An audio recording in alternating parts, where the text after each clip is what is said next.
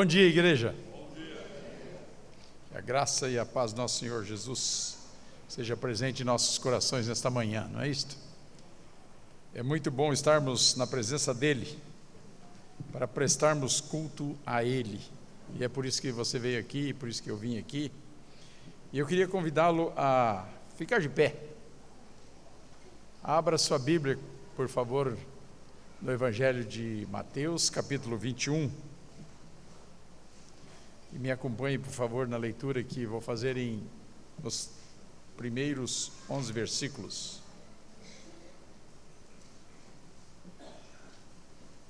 Hoje, o mundo cristão comemora aquele dia fatídico, né? Onde Jesus é aclamado rei, né? E durante a semana acontece tudo aquilo que vocês sabem, mas também que terão o privilégio de reviver durante a semana a programação que nós teremos durante a semana, que, por certo, o pastor Juarez vai estar anunciando depois. Mas vamos nesse espírito já trabalharmos neste culto.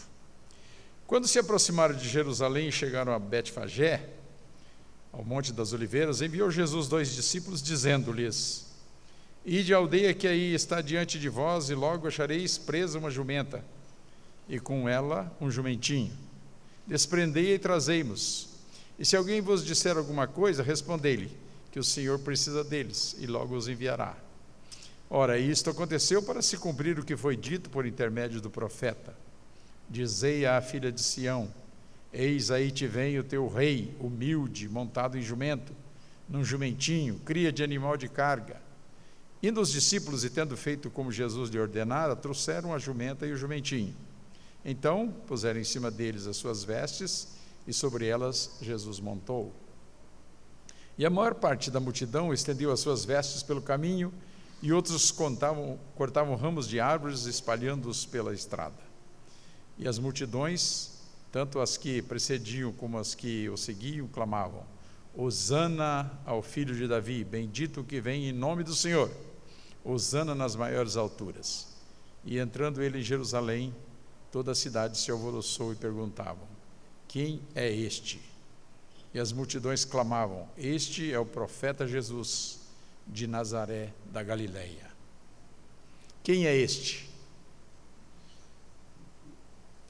Isso deve ser em nós, como crentes da Igreja Presbiteriana de Curitiba, que estamos neste ano estudando e tentando ser simples como Ele, simples como Jesus.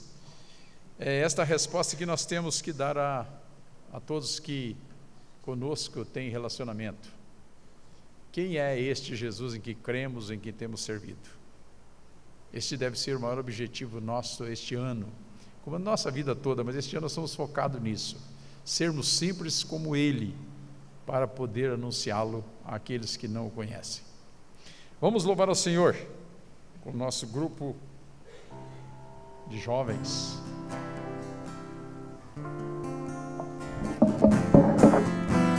Vamos cantar essa canção, mantos e palmas espalhando, vai. Canção que traduz esse texto que acabamos de ler, da palavra do Senhor. Mantos e palmas espalhando, vai, a povo alegre de Jerusalém.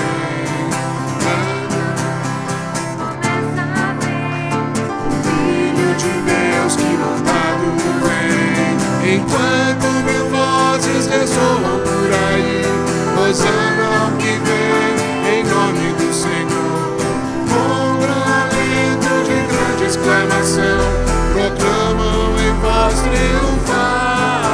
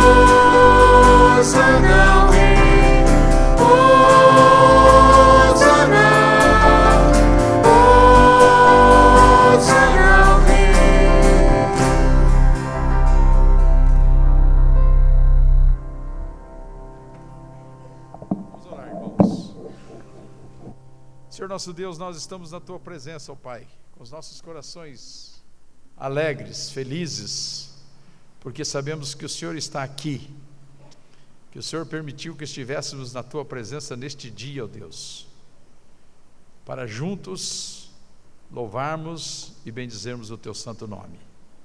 Pai amado, aceita este culto que lhe prestamos. Aceita, ó Deus, a cada um de nós, pecadores que somos, ó Deus, mas arrependidos. Aceita-nos, ó Deus, diante do Teu trono de graça, Deus, porque precisamos da Tua graça e da Tua misericórdia. E é em nome do Teu Filho Jesus que nós pedimos perdão para os nossos pecados. Ó Deus, sê conosco, para que o nosso culto chegue até o Teu trono de graça como aroma suave, ó Pai amado. Sê presente em nossas vidas, sê presente, ó Deus, em nossos lares, sê presente, ó Deus, nesta nação, ó Deus, que passa por momentos tão difíceis. Tenha misericórdia do Teu povo, Senhor, e que a Tua igreja ocupe o espaço a ela reservado. Ó Deus, que aquilo que está no seu coração seja revelado à Tua igreja, para que possamos fazer aquilo que está no Teu coração. Ó Deus, em nome de Jesus, Teu Filho, que nós oramos. Amém, Senhor. Irmãos, continuem de pé. Vamos abrir nossos hinários no hino de número 257.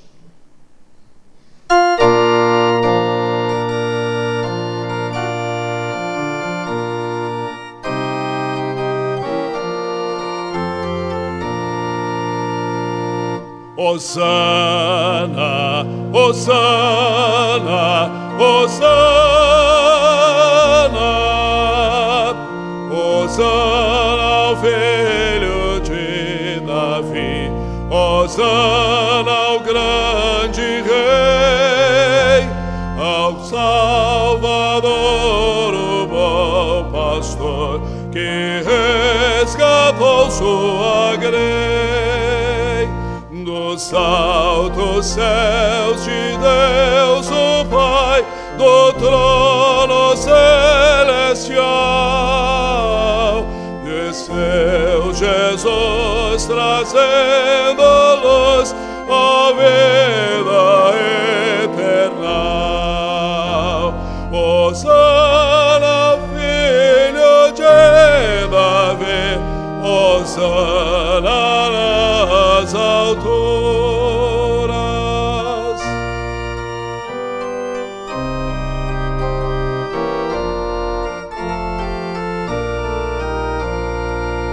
Hosana, Hosana, Hosana, Hosana ao Filho de Davi, Hosana ao Redentor. Com gratidão meu coração entoa ao seu louvor. Messias, Príncipe da paz, invicto general, meu Deus, meu Rei, serei aqui um servo Teu leal. Hosana ao Filho de Davi, Hosana nas alturas. Vamos sentar.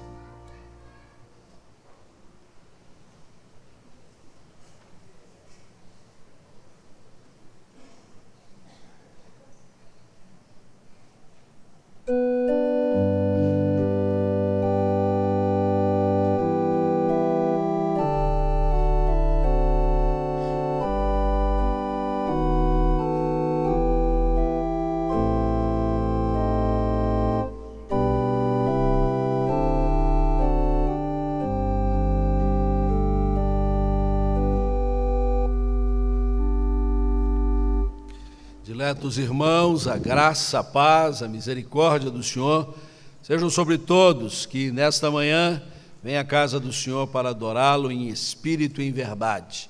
Nós queremos acolher a todos no amor do Senhor, Queremos cumprimentar a cada visitante que está conosco. Queremos aqui reconhecer quem está aqui pela primeira vez. Se é a primeira vez que você vem aqui, onde você estiver, coloque-se em pé. Nós queremos presenteá-lo. Nós vamos dar para você um carro 0 quilômetro, mas é de plástico, aqueles pequenininhos. Não, é uma mensagem muito especial. Ali, tem gente ali atrás, meus irmãos diáconos, cheguem perto aí dos nossos visitantes, quem estiver lá em cima também. Sejam bem-vindos em nome de Jesus. Aqui na frente tem gente, vai, faz favor, vamos correr aqui à praça. Hoje nós temos alguns destaques especiais a fazer aqui nesta parte pastoral. Lembrar que logo após o almoço, logo após o culto, teremos o almoço beneficente em prol da Associação Comunitária Presbiteriana. Se você não comprou o seu ingresso, compre na saída do culto e, se possível, doe um ingresso para um infante. As nossas crianças do lar estarão almoçando conosco e, para aumentar o resultado deste benefício, você pode doar um ingresso dessa natureza. O cheiro aqui atrás está muito gostoso, viu, gente? Eu recomendo você ficar aqui conosco. Nós estamos hoje comemorando o Domingo de Ramos, já adentrando então as comemorações da Semana Chamada Santa. E anote bem aí, programação regular da igreja até a quinta-feira, inclusive o nosso culto da tarde, mas na sexta-feira, às 11 horas, nós teremos o culto da paixão, será realizado no templo, à frente. Venha participar da lembrança do Calvário de Jesus, do seu sacrifício remidor, para que aí no domingo, às 7h30 da manhã, domingo que vem, atente bem, isso é muito importante, nós possamos celebrar o culto da ressurreição. No domingo que vem a nossa programação é totalmente diferente, é o único domingo do ano, então atente bem, não vai ter culto às 9 horas, não vai ter a escola às 10, não vai ter o culto às 11, vai ter o culto às 7h30. Então, a gente vem bem cedo e logo depois do culto nós teremos um café pascal muito gostoso, estendendo o resto da manhã para a confraternização, a comunhão cristã. Anote bem isso, está aí no boletim, mas não se esqueça de vir bem cedo. À noite, às 19 horas, teremos o culto celebrando a Páscoa cristã. Então, esta é a nossa programação desta semana, para que você esteja bem focado nela. Eu gostaria de destacar que às quartas-feiras, os homens da igreja estão se reunindo aqui nas dependências da igreja, entre 18 e 18h30, um encontro de oração, e logo depois, como você pode ver aí na tela, que vai aparecer já já, se eles acharem ali, isso, né? Eles têm um tempo de reflexão, especialmente, olha, a temática ali, a melhor forma de proteger o seu filho, pais que oram por seus filhos. Então, os homens da igreja estão empenhados nesse objetivo, não faltem, por favor. Eu queria chamar para vir aqui na frente o presbítero Aristides Girardi, que é o coordenador do Ministério Kairos. Enquanto ele vem, também vem toda a equipe do Kairos já convocada para os eventos que estão acontecendo. Venham todos rapidinho, que ele vai dar uma palavrinha, vai passar um filme. Solta o filme lá ou você fala? Convidamos toda a equipe do Kairos para que, por favor, se dirija aqui à frente.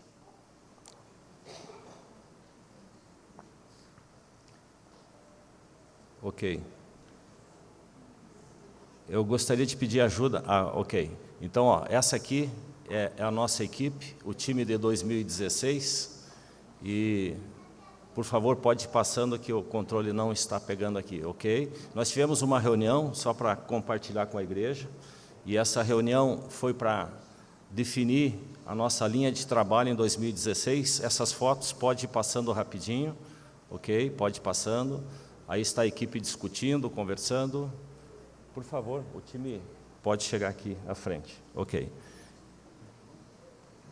Nós decidimos que, aí pode dar uma parada aí, volta um pouquinho, o Simples como Jesus, que é o tema da igreja, vai ser o nosso tema também, então nós não vamos ter um tema para competir com a igreja, nós vamos ter 4 eventos, 4 encontros no ano de 2016.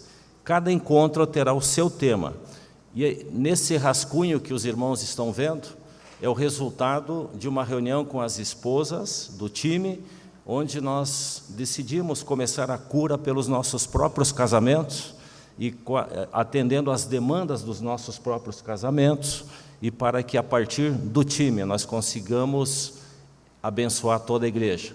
Aqui são os temas que oportunamente serão mostrados. Por favor, pode ir. Essa imagem, volta lá, por favor. Essa imagem é a imagem da renovação. Um casal de jovens recém-casados, de tênis, de cores diferentes, mas unidos pelo amor. Então, a nossa expectativa é que em 2016 nós caminhemos com essa renovação, independente de quanto tempo de casamento você tem. Por favor, pode continuar. Esse é o símbolo clássico e abençoado por Deus da união entre marido e mulher, a aliança firmada no amor eterno. Por favor, pode passar.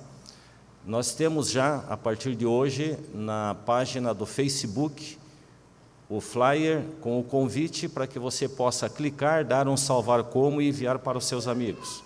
Mas para facilitar mais ainda, pode passar, nós temos a comunidade do Kairos, IPC, onde você pode convidar amigos para participar. Basta você ir em convites, digitar o nome do seu amigo do Facebook, ele vai receber o convite para participar e acompanhar as atividades. E no banner seguinte, no slide seguinte, já temos os 4 eventos programados para o ano, para que pessoas fora da nossa comunidade possam se integrar e acompanhar as atividades do Kairos 2016. Seguinte. Ok, pode passar. Então, serão 4 eventos, 9 de abril, 11 de junho, 13 de agosto, 8 de outubro. 4 noites, 4 encontros com muita robustez, com muito conteúdo, para que nós possamos realmente consolidar as relações entre marido e mulher dos casais que vierem a participar. Pode passar. Aqui está o flyer que é o oficial. E, finalmente, esse é o nosso preletor, o pastor Marco Antônio Amorim. Já falou nos últimos 4 anos para mais de 19 mil casais. O tema do nosso encontro, vamos lá, é possível ser feliz todos os dias. E nós vamos, acreditando nessa premissa de que é possível ser feliz todos os dias, vir para esse encontro, e aqui está o pastor Marcos, que eu convido agora para trazer uma palavra para nós, por favor. A paz, queridos da IPC de Curitiba, a paz, reverendo Juarez, a paz, presbítero Aristide, a paz toda a igreja, principalmente os queridos do Ministério Kairos. Eu queria muito convidar todos vocês, casais, para estarem junto conosco. Eu vou estar aí no dia 9 de abril, às 19h30, ministrando para os casais desta linda e amada igreja. Nesses últimos 4 anos, eu já falei mais ou menos para 19 mil casais. E acredito demais que é possível vivermos um casamento feliz todos os dias. Vamos falar sobre isso nesta data, dia 9 de abril, às 19h30.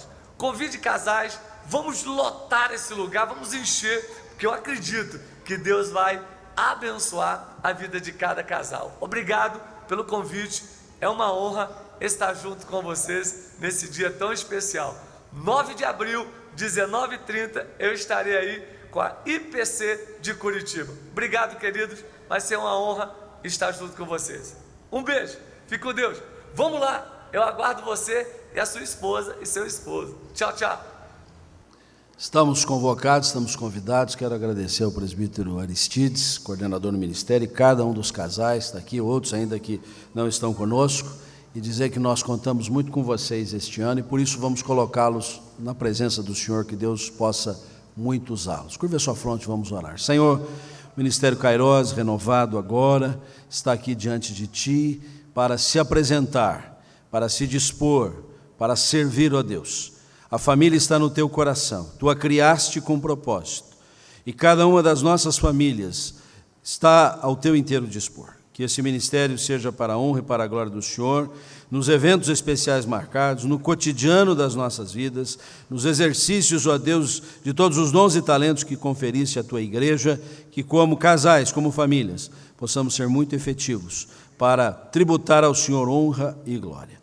Assim nós pedimos as Tuas bênçãos sobre esta equipe, sobre o nosso coordenador, sua esposa, sobre cada família aqui representada, para que sejam instrumentos do Senhor na direção do cumprimento dos Teus propósitos. Oramos-te assim, em nome de Jesus. Amém. Obrigado, gente. Deus abençoe vocês. Contamos com vocês. Falando de família, estamos com o acampamento das crianças desde sexta-feira à noite. E nós temos um pedido muito especial para os pais, cujos filhos estão lá. Hoje temos pouca criança aqui, porque a gurizada está lá, né? Vocês, por favor, não esqueçam de buscá-los hoje às 15 horas, porque senão eles vão ficar por conta das feras do campo lá. Então, está muito bom, né, esse fim de semana sem criança em casa, mas tem que buscar hoje às 3 horas, por favor. E, por fim, nesta parte, já adentrando a sequência da nossa liturgia, nós estamos acompanhando a situação por que passa o nosso país e nós estamos sendo conclamados a um tempo especial de oração. Os princípios de liturgia adotados pela Igreja Presbiteriana do Brasil, eles fazem constar no seu capítulo 11 a oportunidade em determinados momentos de um prazo, uma oportunidade para orar e jejuar em prol da nação. Momentos de calamidade, de convulsão social. E o dia 23 de março foi marcado para a Igreja Presbiteriana do Brasil, o reverendo Roberto Brasileiro, que está conosco, muito digno presidente do Supremo Concílio, no momento da mensagem, que está sob a sua responsabilidade, pode falar melhor a respeito disso, mas eu quero aqui dizer que nós estamos também envolvidos com isso, como igreja local, como concílios da região e por todo o Brasil afora. E já dizer até à igreja e também ao nosso presidente do Supremo Concílio que outras denominações gostaram muito e estão pegando carona, inclusive no nosso flyer aí, né? Para que possam participar deste episódio que não é denominacional. É a oração do povo de Deus em prol do Brasil. E quero aproveitar o ensejo para lembrar aos irmãos que é tempo de orar e é tempo também de serenizar os ânimos.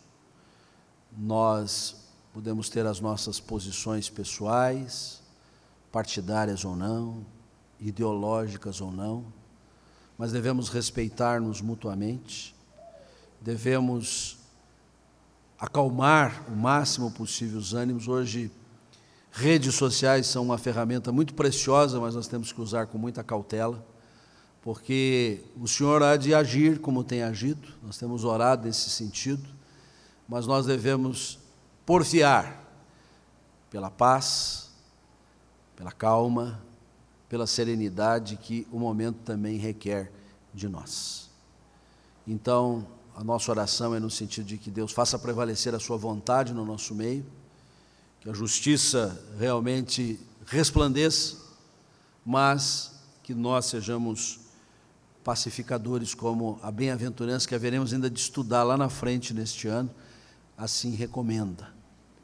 Por isso, nós lemos Abacuque, capítulo 3, versículo 2, onde o profeta, em termos de convulsão também, diz assim: tenho ouvido, ó Senhor, as tuas declarações e me sinto alarmado. Aviva a tua obra, ó Senhor, no decorrer dos anos, e no decurso dos anos faze-a conhecida. Na tua ira, lembra-te da misericórdia. Acho muito interessante Abacuque dizer na tua ira, porque é estranho ira, mas a Bíblia fala sobre uma ira especial que é de Deus. Não é essa ira raivosa que a gente tem, colérica. É a justa medida. Mas mesmo assim ele diz, na tua ira, ser misericordioso conosco. Aviva a tua obra em nosso meio. Vamos curvar as nossas frontes por um instante, vamos orar silenciosamente. Logo após o reverendo Davi vai orar e oraremos juntos a oração do Pai Nosso.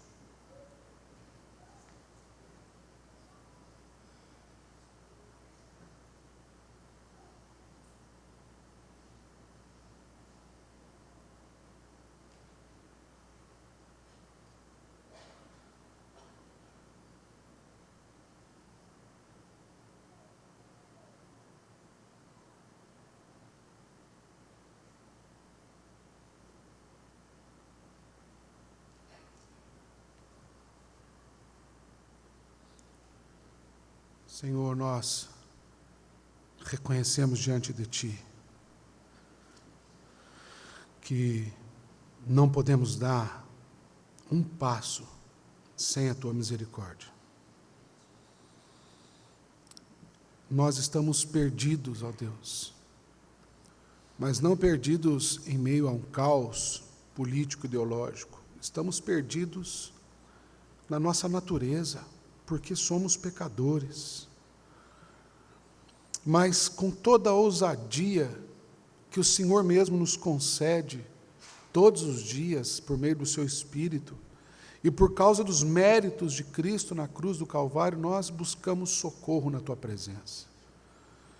Buscamos-te, ó Deus, porque avivamento no nosso tão limitado entendimento é justamente quando o Senhor traz vida sobre todas as nossas formas de morte. Avivamento não é modelo, não é ritual, avivamento é transformação, e é isso que nós precisamos de Ti, Senhor, nesta manhã. Visita o nosso coração atribulado, visita o nosso coração amedrontado, Senhor.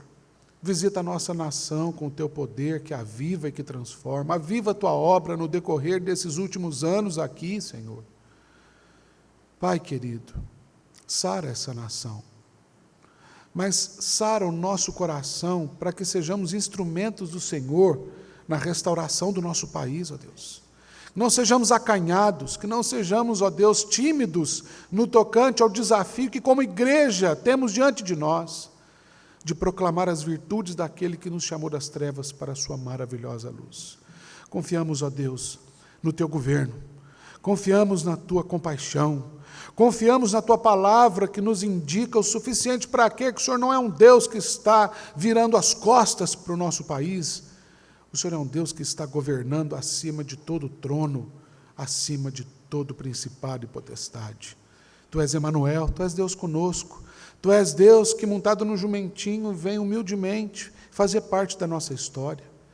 Tu és Deus Todo-Poderoso. Oramos, ó Deus, porque confiamos que em Ti nós somos sempre acolhidos no Teu amor e na Tua graça.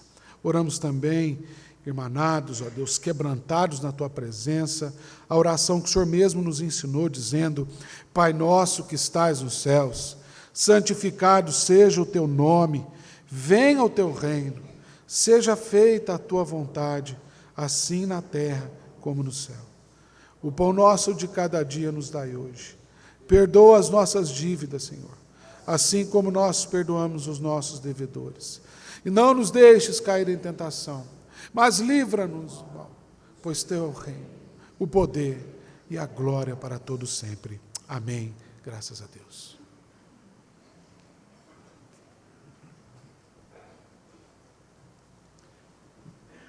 Hoje, no calendário litúrgico da igreja, é chamado Domingo de Ramos, quando Jesus entrou em Jerusalém e foi aclamado pela multidão como rei. Hosana ao rei que vem em nome do Senhor. 1000 anos antes, um outro rei, um rei político, um rei sobre Israel, escreveu um salmo. Este salmo, o salmo de Davi. Davi, o grande rei, de cuja linhagem nasceu o Senhor Jesus. Vamos ouvir a leitura do Salmo 24. Ao Senhor pertence a terra e tudo o que nela se contém, o mundo e os que nele habitam. Fundou-a ele sobre os mares e sobre as correntes a estabeleceu. Quem subirá ao monte do Senhor? Quem há de permanecer no seu santo lugar? O que é limpo de mãos e puro de coração, que não entrega a sua alma à falsidade, nem jura dolosamente. Este obterá do Senhor a bênção e a justiça do Deus da sua salvação. Tal é a geração dos que o buscam, dos que buscam a face do Deus de Jacó. Levantai, ó portas, as vossas cabeças, levantai-vos, ó portais eternos, para que entre o Rei da Glória. Quem é o Rei da Glória? o Senhor forte e poderoso, o Senhor poderoso nas batalhas. Levantai, ó portas, as vossas cabeças, levantai-vos, ó portais eternos, para que entre o Rei da Glória. Quem é esse Rei da Glória? O Senhor dos Exércitos. Ele é o Rei da Glória. Vamos louvar ao Rei da Glória, ao Senhor Jesus, com cânticos espirituais. Vamos nos colocar de pé para este louvor.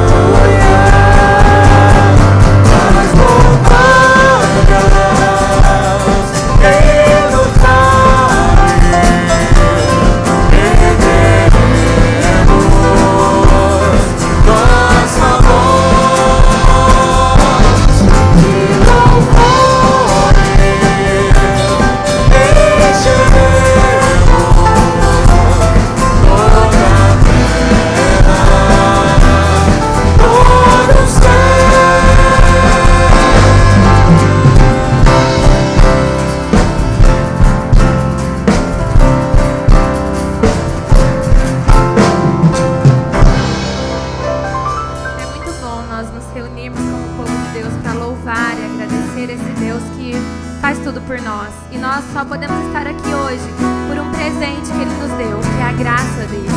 Ele nos presenteou com essa graça. E essa música diz que a graça dEle nos basta. Que a graça de Jesus baste na sua vida, para que você continue vivendo para a glória e para a honra dEle.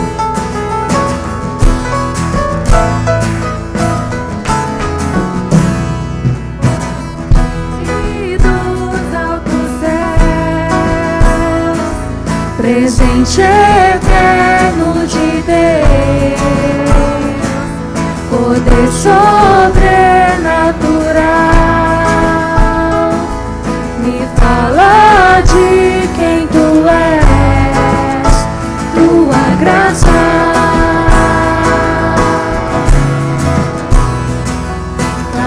A minha visão é força pra prosseguir, alegra o meu coração, me lembra quem sou em ti. Tua graça me basta, tua graça me basta, é tudo que preciso. Tua graça me basta, tua graça me basta, fortalecido eu sou.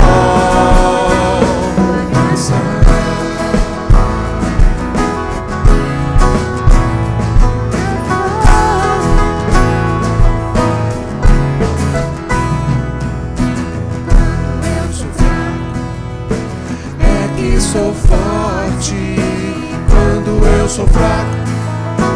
É que sou forte quando eu sou fraco. É que sou forte quando eu sou fraco. É que sou forte. Tua graça me basta, tua graça me basta. É tudo que preciso. Tua graça me basta, tua graça me basta, fortalecido eu sou. Tua graça.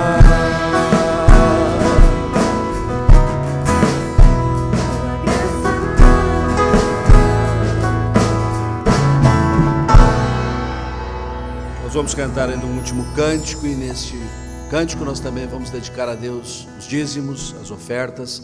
Trouxemos a casa do Senhor. Vamos assentar, vamos cantar louvores, vamos apresentar o nosso ofertório nesse momento.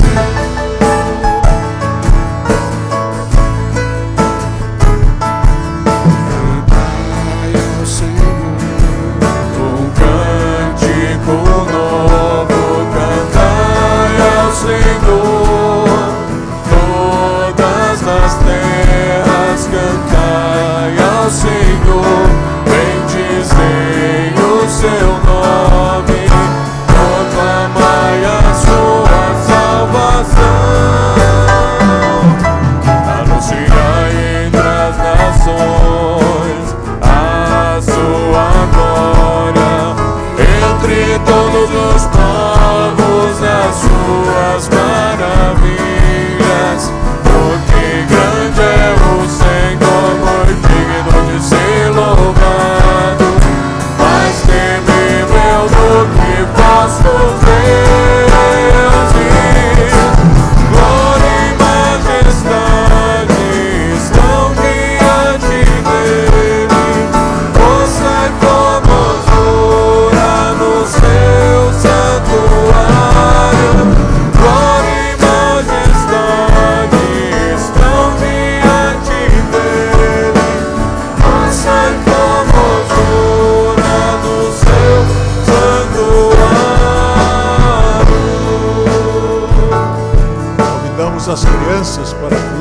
à frente para a oração e saírem para o culto especial. Venham, crianças, vinde, meninos e meninas.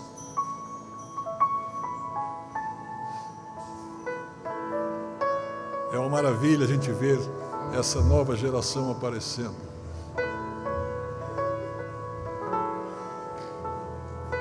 Senhor nosso Deus, nosso Pai, nós te louvamos, te bendizemos, porque a tua bondade é imensa na nossa vida, na vida da igreja. E nós te pedimos, ó Deus, que nós possamos sempre reconhecer esta manifestação do teu poder e da tua graça. Abençoa a tua igreja, abençoa especialmente estas crianças que são a nova geração preparada para o futuro da nossa igreja.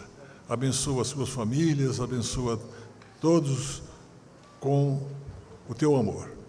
Dá-nos, Senhor, a tua graça. Agradecemos estas ofertas que foram apresentadas, que elas sejam multiplicadas pelo teu poder e pela tua graça. É em nome do Senhor Jesus que nós te pedimos e agradecemos. Amém.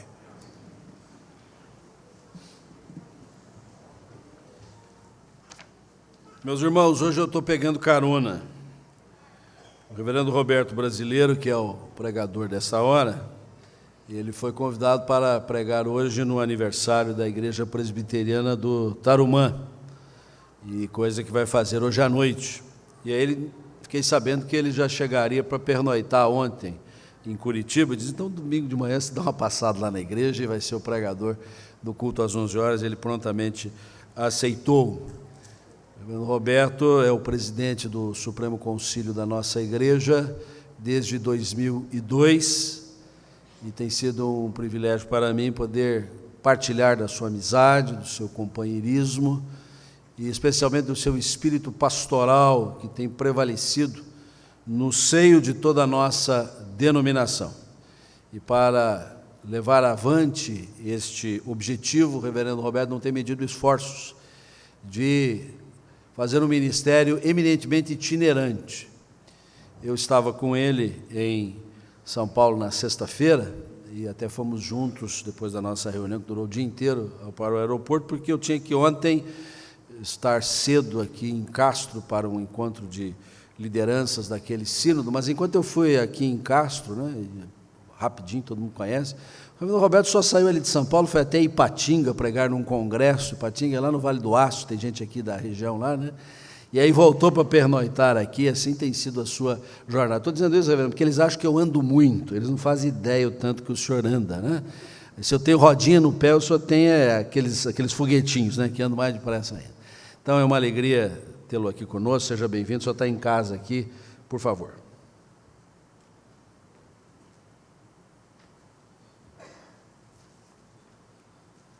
Meus amados, eu estava programado de ouvir o reverendo Juarez hoje de manhã e aproveitar a mensagem dele e pregar à noite. Mas Deus tem os seus caminhos diferentes, tem sua história diferente, Deus tem a sua maneira de tratar todas as coisas. Deixa eu precisar de uma água. Eu quero louvar a Deus pela vida do reverendo Juarez, quero louvar a Deus pelo trabalho que ele tem feito conosco na Secretaria Executiva. Tem sido uma grande bênção. Eu tenho sido muito abençoado. Eu tive o reverendo Juarez como vice-presidente da igreja, foi um período muito gostoso, convivemos muito. Agora como secretário executivo, e daqui a pouco eu não sei o que ele vai ser. 2018 eu deixo a presidência, vou para casa, vou cuidar dos netos, já estou na contagem regressiva, caminhando para 70 anos, e eu preciso mudar um pouco a visão e cuidar de outras áreas de nossa vida. E os jovens com o reverendo Juarez têm de ir assumindo e cumprindo o seu papel de acordo com a vontade soberana de Deus. Ontem ele me ligou e disse, eu vou te buscar no aeroporto. Disse ele, rapaz, hoje é um dia muito especial. Eu creio que poucas vezes você teve um sábado à noite que você possa ficar com a sua esposa sem os filhos. Os filhos não estão em casa. E se eu soubesse do Ministério Kairos aqui na igreja, teria ligado para o Ministério Kairos, para que o Ministério desse alguns conselhos para o Juarez, como aproveitar bem o sábado. Mas eu não tive essa oportunidade, mas disse a ele: não me busque, eu agradeço, você vai cuidar da Renata, vai ficar com a sua esposa, eu vou chegar, vou para o hotel, e não se preocupe comigo. Você está proibido de ligar para mim, está proibido de me procurar, de saber qual é o hotel. Eu sei muito bem chegar no hotel sem nenhuma dificuldade. Então, eu agradeço esse casal que nós amamos tanto, que Deus possa usá-los, e agradeço essa igreja. Nós estamos passando uma fase muito difícil no Brasil. Os irmãos têm acompanhado, eu creio que cada um dos irmãos aqui, principalmente a cidade de Curitiba, tem sido envolvida nesta fase, nessa situação. De uma hora para outra, Curitiba se tornou-se uma república, e eu estou querendo já levar um passaporte dessa república. É uma situação muito difícil, diferente desse Brasil nosso, mas é um momento de muitas discussões. Ontem, no avião, eu estava sentado e observando as discussões. Lá havia advogados, lá havia pessoas que estavam vindo para cá por outras razões, e discutindo em voz alta, pessoas de um lado, do outro. A nossa preocupação neste momento é com a comoção que está acontecendo no Brasil. É hora de um equilíbrio no Brasil. E o desejo da igreja, quando conclama o nosso povo para orar, para buscar o Senhor, para se colocar diante do Senhor, não é para saber que de lado o Senhor está, mas é para nós perguntarmos se nós estamos vivendo do lado do Senhor. Essa deve ser a nossa grande preocupação. Deve ser o momento mais propício de nossas vidas de dobrarmos diante de Deus e colocarmos o nosso país diante do Senhor. Momento que o Brasil está tendo uma oportunidade nova de rever alguns conceitos, de rever algumas situações. Que o problema da corrupção no Brasil não é simplesmente uma questão financeira. Eu tenho dito que a questão financeira é a menor das questões. Dinheiro a gente ganha, dinheiro a gente perde. A história já mostrou que grandes nações perderam tudo e recuperaram. Nosso problema é um problema muito mais sério do que dinheiro, do que recursos financeiros. O nosso problema é que as nossas raízes, nós estamos destruindo, pouco a pouco, todas as nossas crenças. A credibilidade de um país, de um povo, de crer nas nossas instituições, está sendo levada a uma situação tão simples, tão pobre e tão efêmera. Quando nós descrermos nas instituições, é o sinal de um caos, de um grande caos. Esse é o problema nosso. E essa descrença, essa falta de credibilidade, vai adentrando nossas famílias, vai adentrando nossos lares, vai adentrando o futuro das pessoas, e nós olhamos e começamos a perguntar: o que irá acontecer com este país nosso? Então eu gostaria que nós orássemos pelo país, para que a justiça pudesse ser feita. Há 2 textos bíblicos que eu recomendaria que a igreja lesse em casa. No decorrer dos dias, vocês podiam dedicar a leitura e a pesquisa desse texto. O Salmo 125, que é um salmo muito conhecido nosso. E o Salmo 125 tem um verso 3, que para mim é um dos versos mais lindos e importantes nesse momento. O cetro dos ímpios não permanecerá sobre a sorte dos justos, para que o justo estenda a mão à iniquidade. E as coisas vão ficando tão normais, que nós passamos a entender que a única prática que nós temos são essas práticas que estão acontecendo, de larga escala, discutidas nos mais diferentes lugares. E outro salmo que eu gostaria que os irmãos lessem na sua casa, e pudessem gastar tempo de meditação, de estudo, é o Salmo 94. E o Salmo 94 é um salmo que fala da justiça de Deus, um clamor pela justiça, quando nós reconhecemos e estamos diante do Senhor. E há nesse salmo algumas afirmativas, quando o salmista levanta os seus questionamentos diante de Deus. E no verso 7 ele chega a dizer: dizem, o Senhor não vê, nem disso faz caso o Deus de Jacó. E depois o verso 9: o que fez o ouvido, acaso não ouvirá? E o que formou os olhos, será que não enxerga? Então, meus amados, eu gostaria que vocês lessem esses dois salmos nas suas casas, Salmo 94 e o Salmo 125, e pudesse olhar para o Brasil, não simplesmente pelo momento que nós estamos passando de tanta corrupção em todas as áreas, mas pudesse olhar para o Brasil, a herança que está ficando, onde nós estamos perdendo a credibilidade nas instituições. Isso é muito mais sério. Quando de uma hora para outra nós começamos a perguntar o que é digno de confiança neste país nosso. Aí entra a família, entra esse mundo de teses eróticas, o mundo do gênero, que começa a adentrar as nossas escolas, desde as nossas crianças até os nossos adultos, e as discussões estão bem presentes em todos os lugares, em todas as regiões. Então, o nosso clamor é pela nação brasileira. A Igreja Presbiteriana é uma igreja que não tem partidos políticos. Nós respeitamos todos os partidos políticos. E nós entendemos que em todos os partidos tem pessoas ótimas e que podem mudar a história. Deus pode levantar este ou aquele partido. Isso é um ato de Deus. E nós gostaríamos de deixar isso muito claro para todas as pessoas. É um respeito que nós temos para com as pessoas.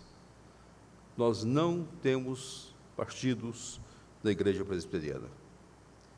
Alguém tem perguntado, vocês são de direita? Nós não somos de direita. Vocês são de esquerda? Nós não somos de esquerda, nem de centro-esquerda, nem de centro-direita.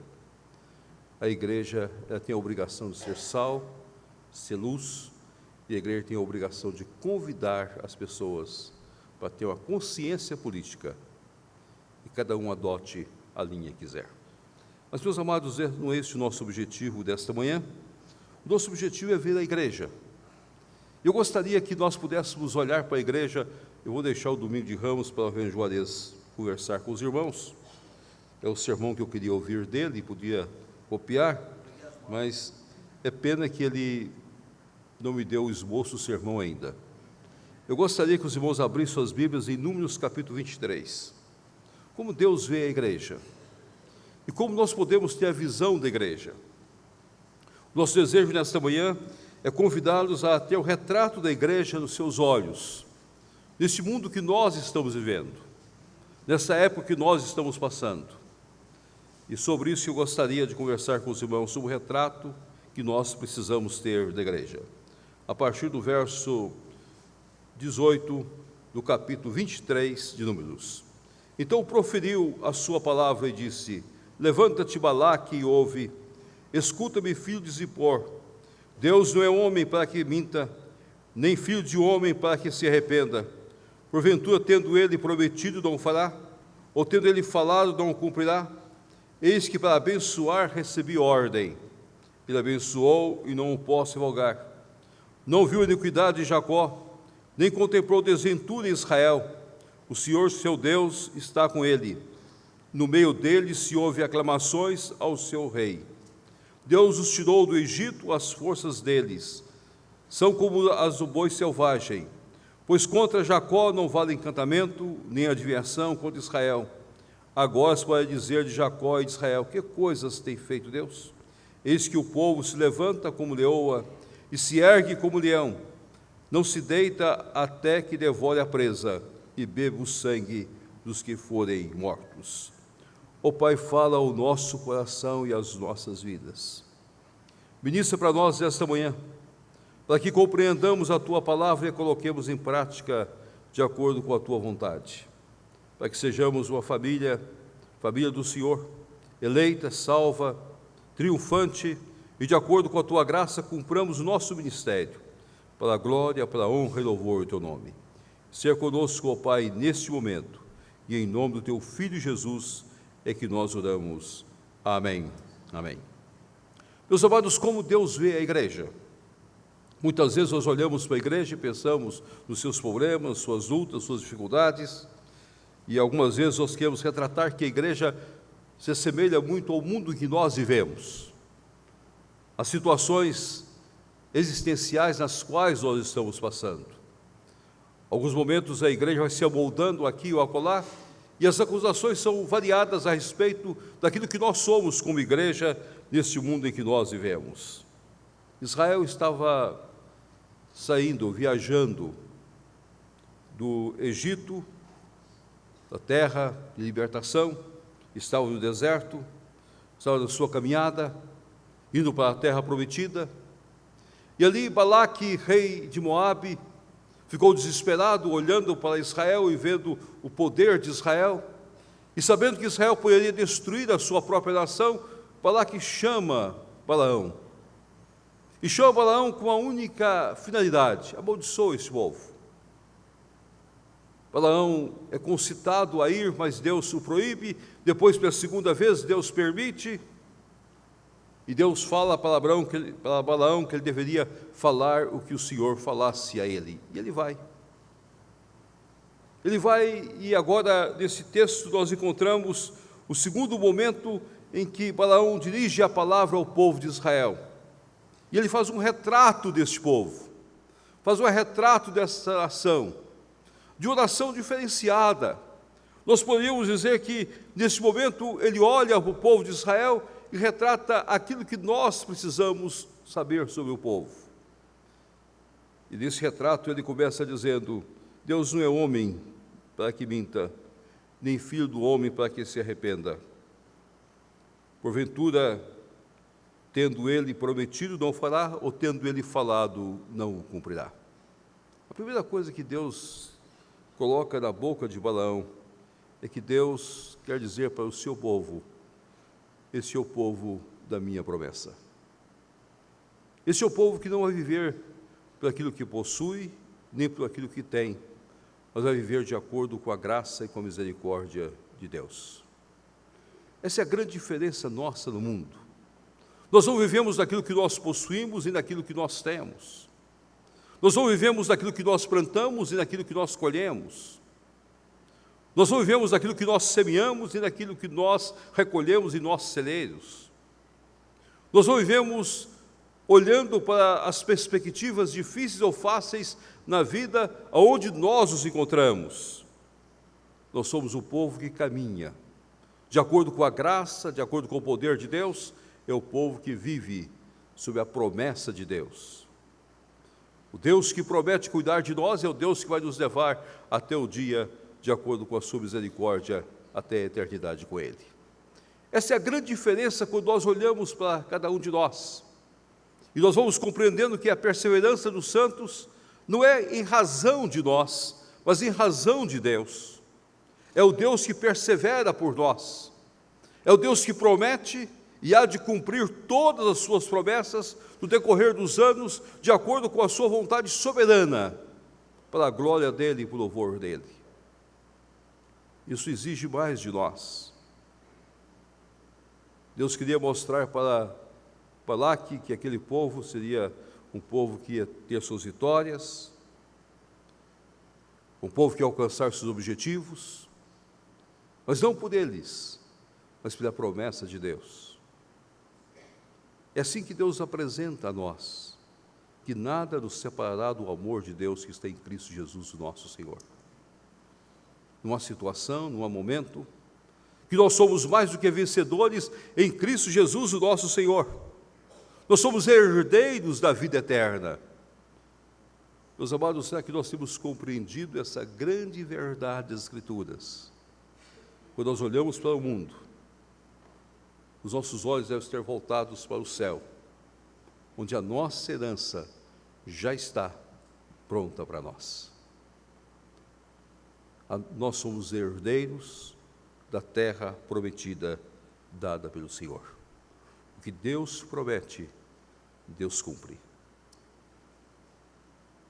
Essa é a grande mensagem que nós devemos trazer ao mundo no qual nós vivemos.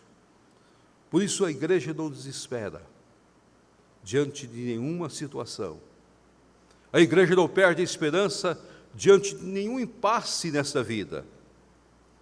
A igreja não perde a visão daquilo que o Senhor tem colocado diante de nós, diante de nenhum momento trágico no qual nós vivemos, porque nós somos o povo da promessa de Deus. Mas há outra coisa interessante nesse texto: nós não somos só o povo da promessa, nós somos o povo em que Deus não vê iniquidade. É difícil entender isso. E se os irmãos olharem nos capítulos anteriores ao capítulo 23, vocês vão observar que esse povo havia construído um bezerro de ouro. Esse povo havia construído um bezerro para adorá-lo quando Moisés foi buscar as tábuas da lei. Deus disciplinou este povo. Moisés quebrou as tábuas da lei. Esse povo havia reclamado da falta de água, e Moisés, de uma forma quase de ira, lá no seu interior, ele fere a rocha. Por razão do questionamento do povo, ele fere a rocha.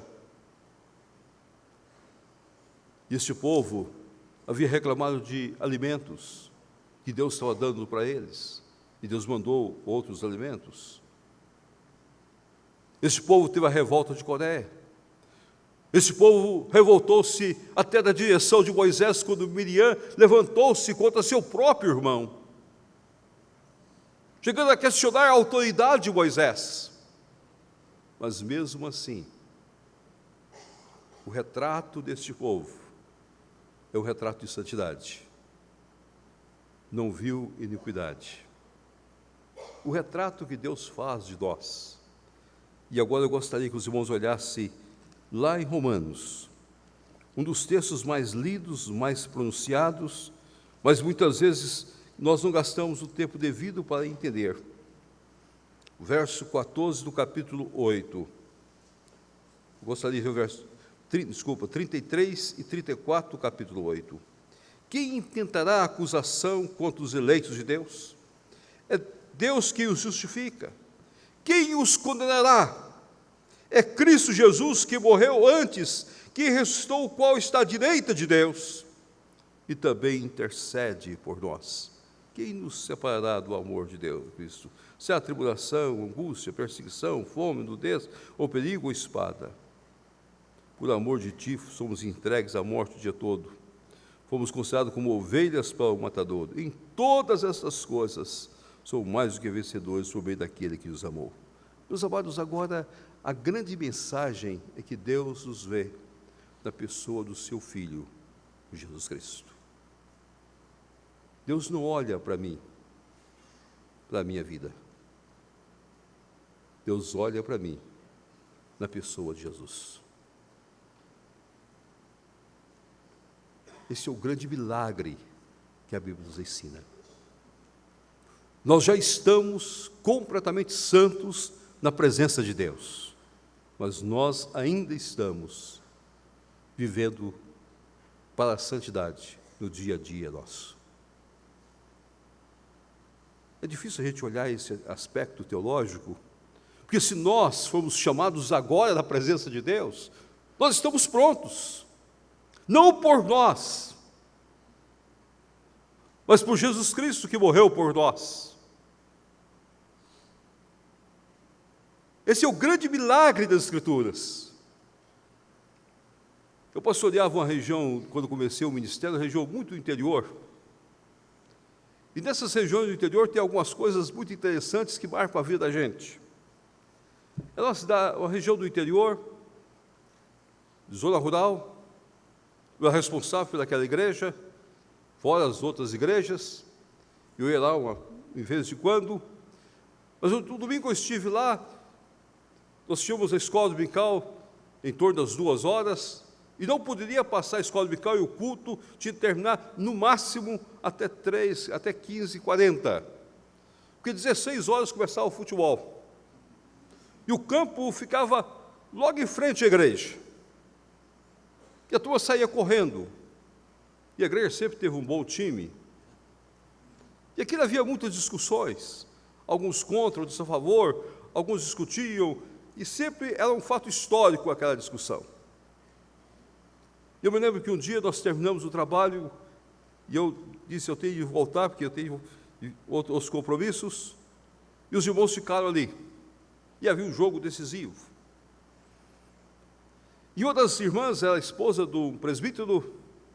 Eu sempre hospedava na casa dela. Uma mulher queridíssima, muito amiga, mas ela era muito empolgada com os jogos. E naquele dia ela estava muito empolgada. Ela custou esperar, terminou o culto e sair correndo, com a sua bandeira, com as suas coisas. Era um dia decisivo, jogo do interior. Você sabe como que é a situação de jogo nessas regiões. E deu um momento lá, aconteceu um fato no campo, e ela empolgou. E quando ela deu o primeiro, o segundo, o terceiro, quando ela deu o terceiro salto, ela caiu, morta. Teve um infarto fulminante. Aí o jogo acabou. Eu já estava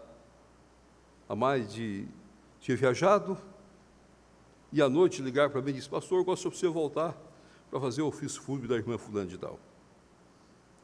E a pergunta era esta, ela está salva ou não? Ela estava no jogo, pastor. E aqueles mais puristas estavam todos me esperando. Pastor, o senhor vai fazer o ofício fúnebre? Eu disse, meu querido, se você já proibiu o jogo? Nós nunca proibimos o jogo. Nós nunca afirmamos que o jogo não poderia acontecer. Aqui é um jogo de... Ela empolgou no jogo, ela poderia ter morrido no jogo, poderia ter morrido fora. Aí nós fizemos o enterro, mas a grande pergunta era esta. Ela está salva ou não? O grande problema é que nós nunca compreendemos. Que nós lutamos pela santidade, mas os olhos de Deus, eu e você, já estamos santos completamente. Nós já estamos na glória. Não viu iniquidade no seu povo. Esta é a ideia central desse texto. É isso que muda a história da igreja. Deus não vê uma igreja de pecadores não justificados. Deus vê uma igreja de pecadores justificados e santificados e glorificados já na presença dEle. Nós estamos na igreja militante, mas nós já somos parte da igreja triunfante para a glória de Deus. Como é diferente a história. Como é diferente as coisas. Como é diferente a maneira de entender os fatos. Há muitos anos atrás morreu um pastor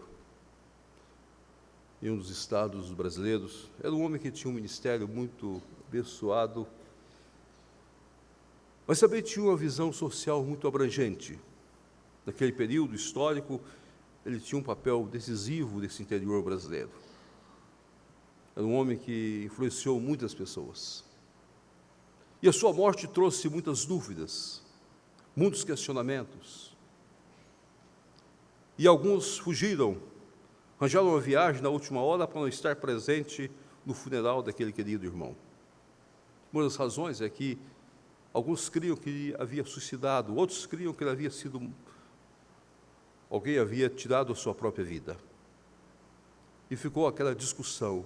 Ele morreu de morte morrida ou morreu de morte produzida por ele mesmo? É uma discussão séria. No fundo, teológica. Mas naquele momento, há um texto da Bíblia que nos ajuda a compreender todas as coisas. E foi esse texto que foi a mensagem daquela oportunidade. Quando abrimos a Bíblia Sagrada, no livro de Tiago, nós vamos compreender que há algumas coisas que nós muitas vezes não gostamos de aceitar nas nossas vidas. Porque nós temos um momento na vida que nós gostamos de julgar as pessoas. O maior desejo do ser humano é estabelecer juízo. Nós passamos a vida toda pensando em julgar A ou B, a colocar as situações diante das pessoas e estabelecermos um padrão. E, ao mesmo tempo, pensar que nós podemos dizer para as pessoas o que elas são, o que elas não devem ser. E no capítulo 4 de Tiago nós lemos, a partir do verso 11 e verso 12, irmãos, não faleis mal uns dos outros. Aquele que fala mal do irmão ou julga o seu irmão, fala mal da lei e julga a lei. Ora, se julgas a lei, não és observador da lei, mas juiz. Um só é legislador e juiz, aquele que pode salvar e fazer perecer. Tu, porém, quem és que julga os próximos? Só Deus. Está nas mãos de Deus. Não cabe a nós discutirmos o que aconteceu com aquele irmão. Só Deus sabe todas as coisas. E cabe a Deus estabelecer todas as coisas. Nós cremos que Deus não viu iniquidade no seu povo.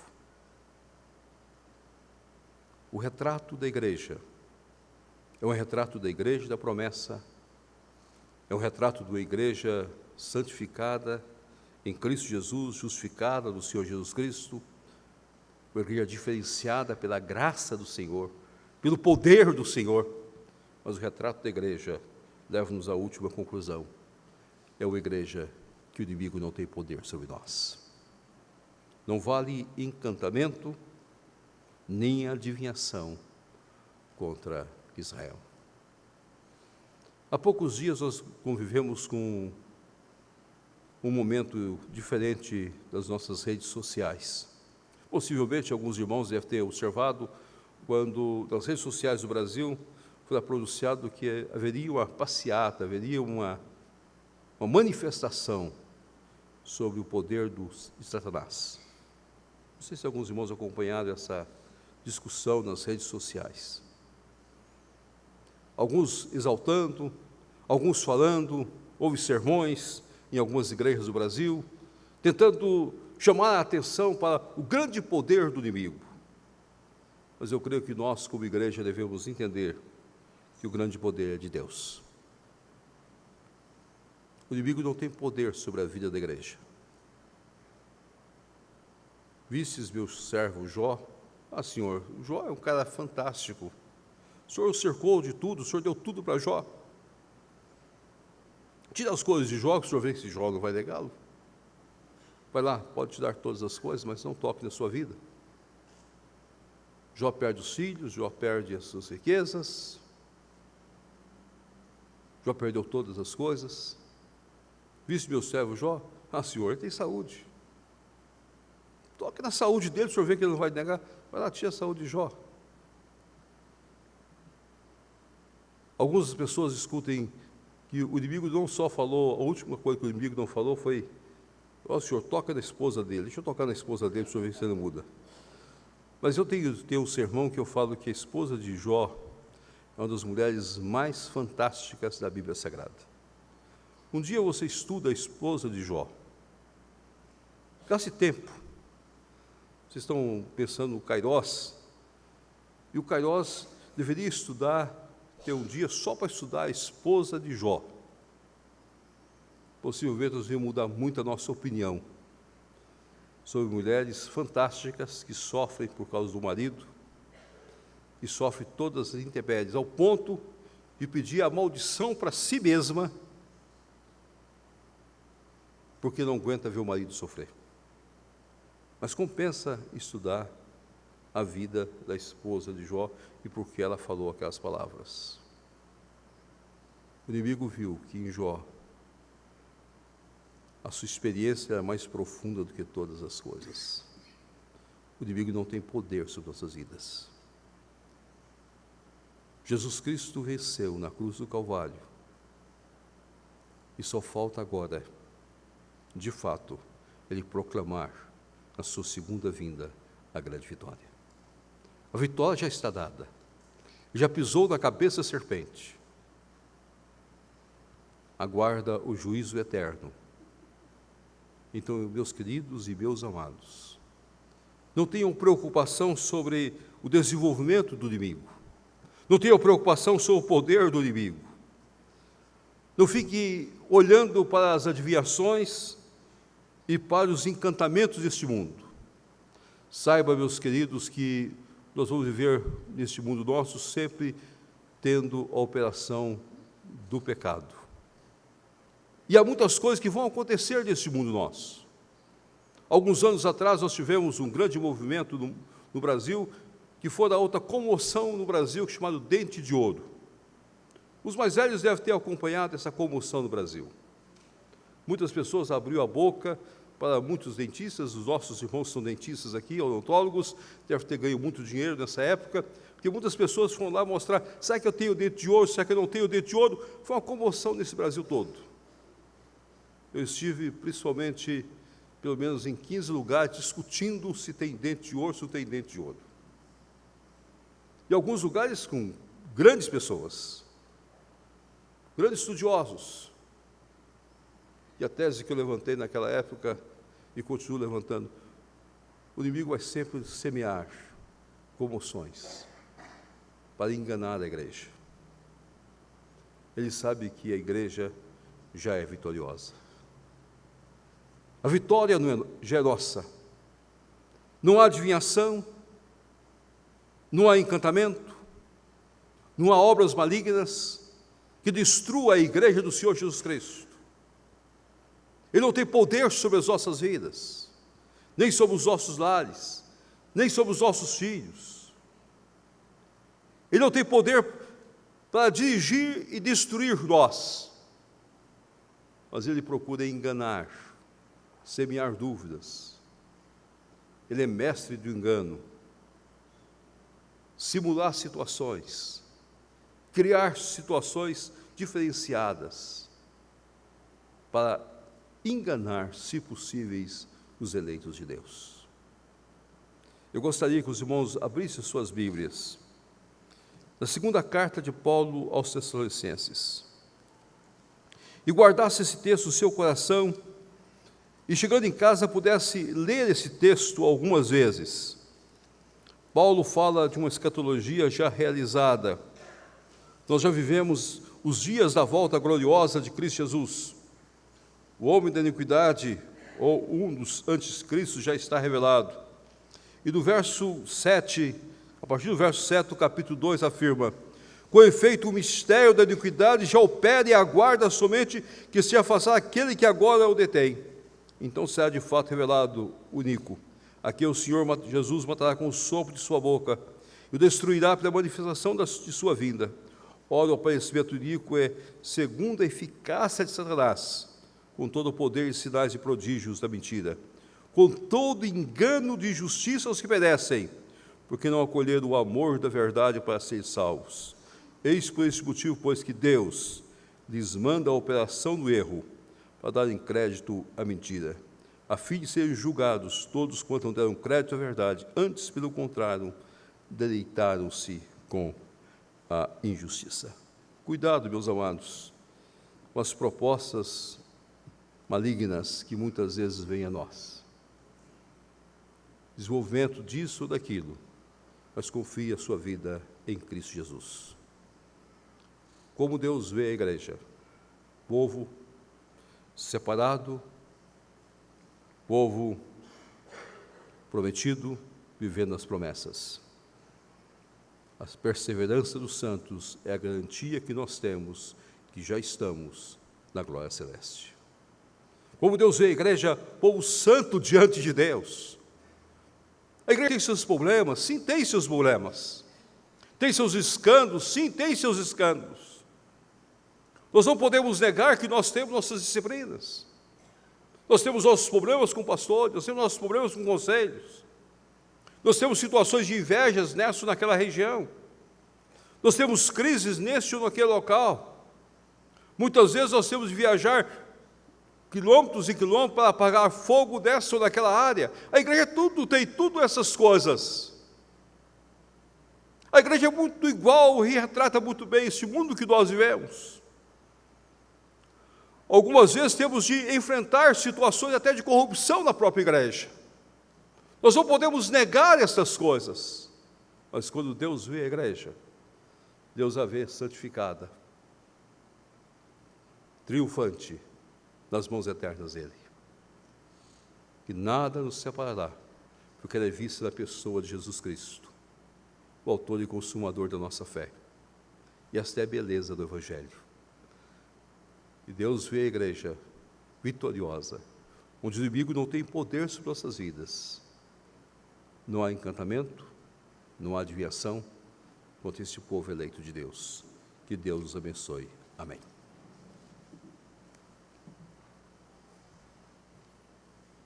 Nós agradecemos ao reverendo Roberto a apropriada mensagem que nos traz nesta manhã, que traz esse retrato tão significativo da nossa igreja. Possamos olhar neste espelho que a palavra de Deus nos apresenta. E eu queria aproveitar o ensejo da sua mensagem, reverendo, e dizer aos irmãos que vão no Atletiba hoje, torçam, mas não se empolguem muito, viu? Não estou querendo fazer sepultamento de ninguém hoje. Meus irmãos, vamos cantar o hino 170, que nos aponta o retrato do Senhor Jesus, sobre quem nós estamos sendo resplandecidos. E logo após o canto deste hino, o reverendo Roberto vai orar, impetrar a bênção, e o desafio para você continuar conosco no almoço de confraternização e beneficente aqui no pavilhão social. Vamos ficar em pé, vamos louvar o Senhor.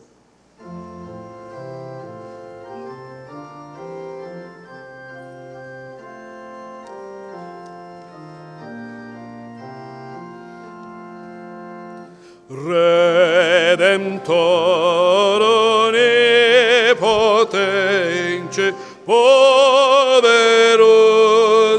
Salvador, advogado onisciente, é Jesus meu bom Senhor. O abrigo sempre perto para todo pecador. O amigo inseparável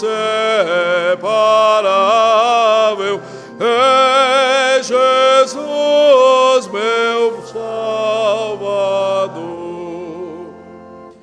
Água viva, pão da vida, doce soberano calor, que ao descanso nos convida, é Jesus meu Salvador. Sol que extingue densas trevas, refulgindo em plena luz, negra noite desfazendo, é meu bom Senhor Jesus.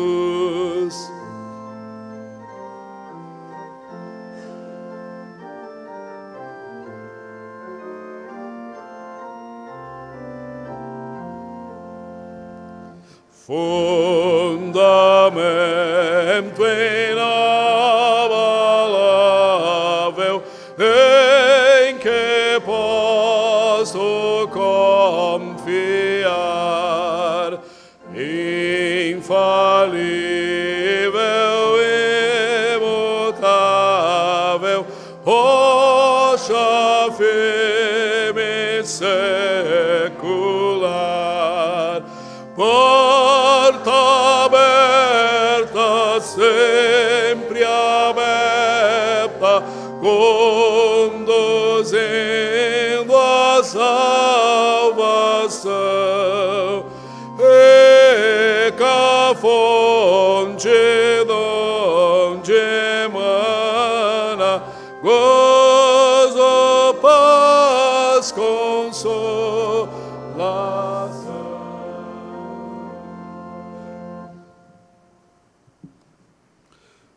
Ó Pai grandioso, nós te louvamos e te bendizemos. O Senhor nosso Deus, colocamos a nação brasileira nas tuas mãos. Colocamos os nossos juristas encarregados neste momento na Operação Lava Jato nas tuas mãos. Colocamos, ó Pai, todo o país nas tuas mãos, porque sabemos que tudo o Senhor dirige de acordo com a tua vontade. O Senhor tem um propósito em todas as coisas.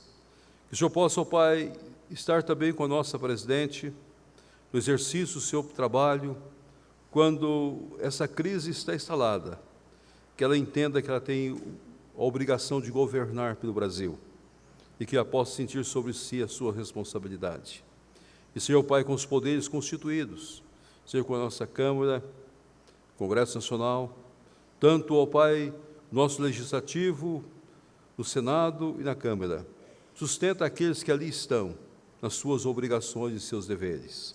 Seja com os nossos juristas, Senhor Pai, dirigindo o povo brasileiro também, para que o povo, ó Pai, não perca a visão da credibilidade sobre as nossas instituições, para que nós, ó Pai, possamos olhar e ter alguma esperança, mesmo nesses momentos tão difíceis que nós estamos passando. Levante os olhos do povo, para que o povo, ó Pai, tenha a esperança de dias melhores, de acordo com a Tua graça e Teu poder. Sabemos que a Tua graça comum traz bênçãos sobre os bons e os retos, mas sobre também os ímpios, de acordo com a Tua vontade. Cuida da nossa nação, cuida do nosso povo, cuida deste Brasil nosso, e nós colocamos nas Tuas mãos santas.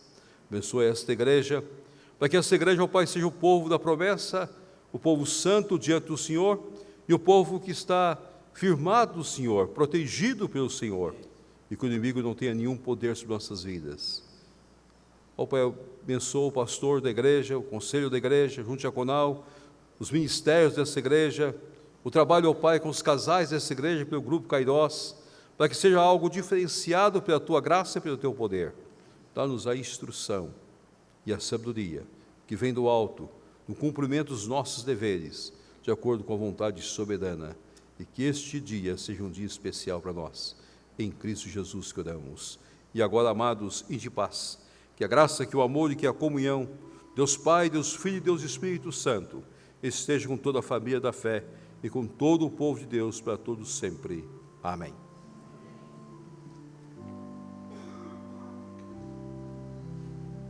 Ao que está sentado no trono e ao Cordeiro seja o louvor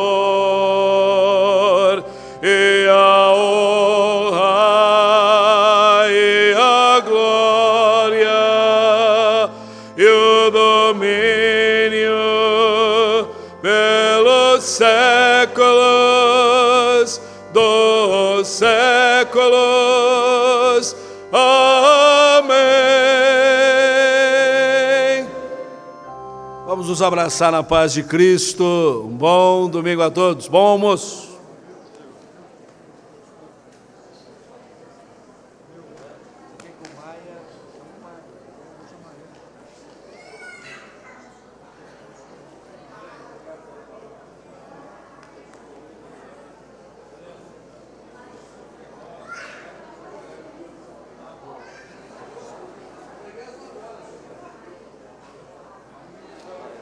Você não vai.